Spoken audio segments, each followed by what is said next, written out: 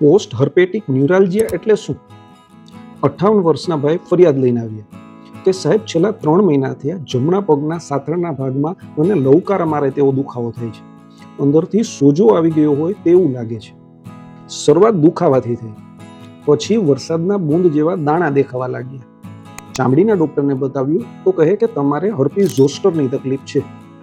દવા તેમજ ટ્યુબની મદદથી દાણા તો દૂર થઈ ગયા, પરંતુ લવકારા મારતા દુખાવાના કારણે સરખું ઊંઘી પણ નથી શકતો.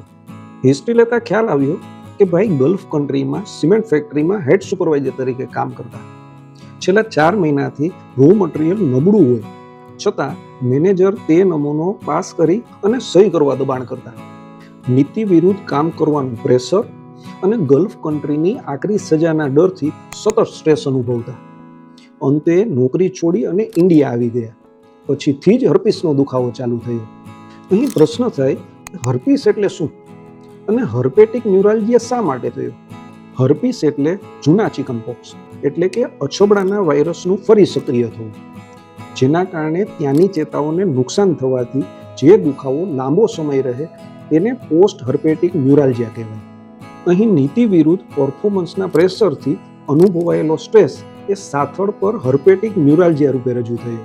અહીં એલોપેથી એન્ટીવાયરલ દવા એ ઉપરથી દેખાતા ઇરપ્શનને તો દૂર કરી શકી, પરંતુ અંદરની ચેતાઓને રિપેર ન કરી શકી.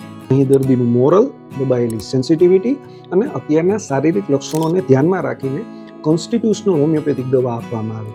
ફક્ત થોડા દિવસમાં જ દુખાવો સંપૂર્ણ બંધ થઈ ગયો અને દર્દી આરામથી સૂવા તેમજ રોજિંદુ કાર્ય કરવા લાગ્યા. ગલ્ફ કન્ટ્રીની પીડા ઇન્ડિયામાં આવીને દૂર થઈ. આ રીતે એવા લોકોને શેર કરો જેઓને હર્પીસની તકલીફ છે.